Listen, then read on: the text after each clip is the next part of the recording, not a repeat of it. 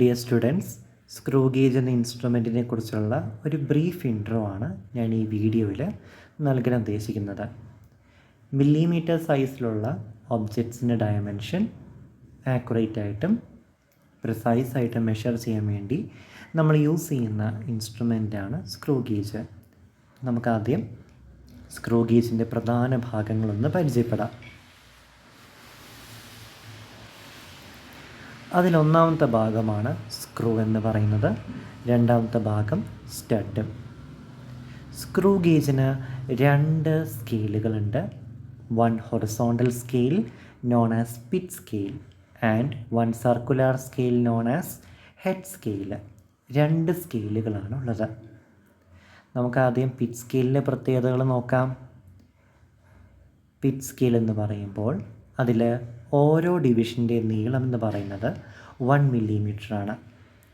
Head സ്കെയിലിൽ total 100 ഡിവിഷൻസാണ് mark ചെയ്തിരിക്കുന്നത്. അപ്പോൾ പിച്ച് സ്കെയിലിലെ ഓരോ ഡിവിഷൻ്റെ നീളം എന്ന് പറയുന്നത് 1 മില്ലിമീറ്ററും ഹെഡ് സ്കെയിലിൽ മൊത്തത്തിൽ 100 ഡിവിഷൻസുമാണ് ഉള്ളത്. ഇനി പിച്ച് സ്കെയിലിൽ നിങ്ങൾ കാണുന്ന ഈ ബ്ലാക്ക് കളർ ഹൊറിസോണ്ടൽ ലൈന്, അതിനെയാണ് നമ്മൾ റെഫറൻസ് ലൈൻ എന്ന് പറയുന്നത്. നമുക്കാദ്യം സ്ക്രൂ ഗേജിൻ്റെ ലീസ്റ്റ് കൗണ്ട് കണ്ടുപിടിക്കാം. ലീസ്റ്റ് കൗണ്ട് കണ്ടുപിടിക്കുന്നത് എങ്ങനെയാണ്? Pitch divided by number of divisions on the head scale. അപ്പോൾ ആദ്യം നമുക്ക് പിച്ച് എന്താണെന്ന് മനസ്സിലാക്കേണ്ടേ. ഇപ്പോൾ നോക്കൂ, ഹെഡ് സ്കെയിൽ ഡിവിഷനായ 0 റെഫറൻസ് ലൈനുമായിട്ട് കോയിൻസൈഡ് ചെയ്തിരിക്കുകയാണ്. ഇവിടെ നിന്നും ഈ ഒരു പൊസിഷനിൽ നിന്നും ഞാൻ ഈ ഹെഡ് സ്കെയിൽ തിരിക്കാൻ പോവുകയാണ്.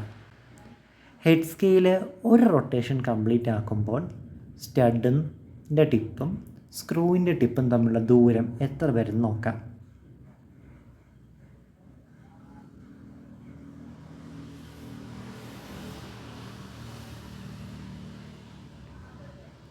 നോക്കിക്കേ, ഹെഡ് സ്കെയിൽ ഇപ്പോൾ ഒരു rotation പൂർത്തിയാക്കിയപ്പോൾ the distance between the tip of the stud and tip of the screw is 1 millimeter. അതായത് ഹെഡ് സ്കെയിൽ ഒരു റൊട്ടേഷൻ പൂർത്തിയാക്കിയപ്പോൾ നമ്മുടെ സ്ക്രൂവിൻ്റെ ടിപ്പ് 1 മില്ലിമീറ്റർ പുറകോട്ടേക്ക് പോവുകയാണ് ചെയ്തത്. ഈ ഒരു ദൂരത്തെയാണ് നമ്മൾ പിച്ച് എന്ന് പറയുന്നത്. The distance moved by the tip of the screw in one complete rotation of the head scale.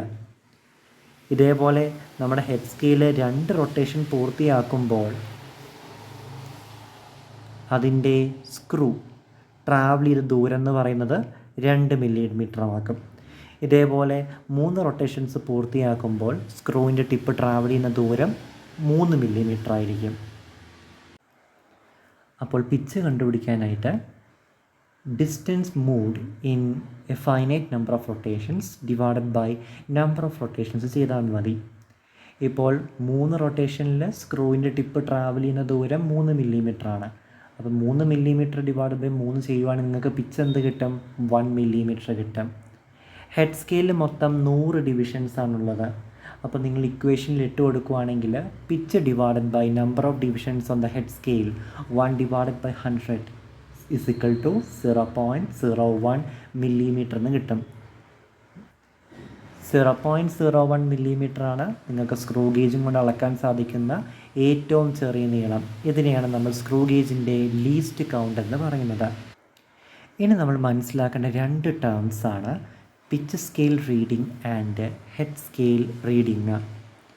Pitch scale reading പേര് പോലെ തന്നെ നമുക്കതിൻ്റെ വാല്യൂ കിട്ടുന്നത് പിച്ച് സ്കെയിലിൽ നിന്നാണ്. അതായത് പിച്ച് സ്കെയിലിൽ നമുക്ക് അവസാനമായിട്ട് തെളിഞ്ഞ് കാണുന്ന വാല്യൂവിനെയാണ് പിച്ച് സ്കെയിൽ റീഡിംഗ് എന്ന് പറയുന്നത്. ഓർക്കുക, ഹെഡ് സ്കെയിൽ ഒരു റൊട്ടേഷൻ കംപ്ലീറ്റ് ആക്കുമ്പോൾ മാത്രമേ പിച്ച് സ്കെയിലിൻ്റെ വാല്യൂ 1 മില്ലിമീറ്റർ വെച്ച് കൂടുകയുള്ളൂ. രണ്ടാമത്തെ റീഡിംഗ് ആണ് ഹെഡ് സ്കെയിൽ റീഡിംഗ്. പേര് പോലെ തന്നെ നമുക്കതിൻ്റെ വാല്യൂ കിട്ടുന്നത് ഹെഡ് സ്കെയിലിൽ നിന്നുമാണ്. ഹെഡ് സ്കെയിലിൽ 100 ഡിവിഷൻസ് ഉണ്ട്. ഇതിലേതോ ഡിവിഷൻ റെഫറൻസ് ലൈനുമായിട്ട് കോയിൻസൈഡ് ചെയ്തിട്ടുണ്ട്. ആ ഡിവിഷനെയാണ് നമ്മൾ ഹെഡ് സ്കെയിൽ റീഡിംഗ് എന്ന് പറയുന്നത്. സ്ക്രൂ ഗേജ് എക്സ്പെരിമെൻറ്റ് ചെയ്യുന്നതിന് മുമ്പ് നിങ്ങൾ ഏറ്റവും ആദ്യം കണ്ടുപിടിക്കേണ്ടത് നിങ്ങളുടെ സ്ക്രൂ ഗേജിൻ്റെ 0 കോയിൻസിഡൻസും 0 കറക്ഷനുമാണ്. അതിനായിട്ട് നിങ്ങൾ ചെയ്യേണ്ട കാര്യം ഇത്രയേ ഉള്ളൂ. ഹെഡ് സ്കെയിൽ തിരിച്ച് സ്ക്രൂവിൻ്റെ ടിപ്പും സ്റ്റഡിൻ്റെ ടിപ്പും കൂട്ടിമുട്ടിക്കുക.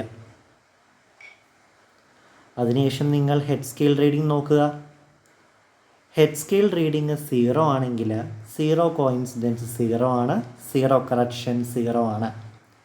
അതായത് സ്റ്റഡിൻ്റെ ടിപ്പും സ്ക്രൂവിൻ്റെ ടിപ്പും കൂട്ടിമുട്ടുമ്പോൾ അവയ്ക്കിടയിലുള്ള ഡിസ്റ്റൻസ് 0 മില്ലിമീറ്റർ എന്ന് കിട്ടുവാണെങ്കിൽ ഈ ഇൻസ്ട്രുമെൻ്റ് എറർ ഫ്രീ ആണ്.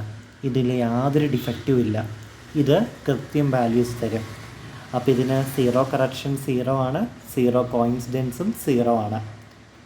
പക്ഷേ നിങ്ങൾക്ക് ലാബിൽ കിട്ടുന്ന സ്ക്രൂ ഗേജിൽ എല്ലാത്തിലും 0 കോയിൻസിഡൻസ് 0 ആകണമെന്ന് നിർബന്ധമില്ല. ഈ ഒരു കേസ് നിങ്ങൾ നോക്കുക. ഇവിടെ 0 കോയിൻസിഡൻസ് എന്ന് പറയുന്നത് 3rd ഡിവിഷനാണ്. അതായത് ഹെഡ് സ്കെയിലിൻ്റെ 3ാമത്തെ ഡിവിഷനാണ് റെഫറൻസ് ലൈനുമായിട്ട് കോയിൻസൈഡ് ചെയ്തിരിക്കുന്നത്. അപ്പോൾ നിങ്ങൾക്ക് കിട്ടിയ 0 കോയിൻസിഡൻസിൻ്റെ വാല്യൂ 0-നും 50-നും ഇടയിലാണെങ്കിൽ 0 കറക്ഷൻ എന്ന് പറയുന്നത് 0 കോയിൻസിഡൻസിൻ്റെ നെഗറ്റീവായിരിക്കും. ഇപ്പോൾ ഇവിടെ നിങ്ങൾക്ക് കിട്ടിയ 0 കോയിൻസിഡൻസ് എത്രയാണ്? 3rd ഡിവിഷൻ 3 ആണ്. അപ്പോൾ 0 കറക്ഷൻ എന്ന് പറയുന്നത് -3 ആയിരിക്കും. രണ്ടാമത്തെ എക്സാമ്പിൾ നോക്കുക. ഇവിടുത്തെ 0 കോയിൻസിഡൻസിൻ്റെ വാല്യൂ എന്ന് പറയുന്നത് 95th ഡിവിഷനാണ്. 0 കോയിൻസിഡൻസ് 50-നും 100-നും ഇടയിലാണെങ്കിൽ 0 കറക്ഷൻ കണ്ടുപിടിക്കാനായിട്ട് 100 - 0 കോയിൻസിഡൻസ് ചെയ്താൽ മതി. ഇപ്പോൾ നിങ്ങൾക്ക് ഇവിടെ കിട്ടിയ 0 കോയിൻസിഡൻസ് എത്രയാണ്? 95th ഡിവിഷനാണ്. അപ്പോൾ 0 കറക്ഷൻ എന്ന് പറയുന്നത് 100 - 95, ദാറ്റ് ഈസ് +5. ഇനി നമുക്ക് സ്ക്രൂ ഗേജ് ഉപയോഗിച്ച് റീഡിംഗ് എടുത്ത് നോക്കാം.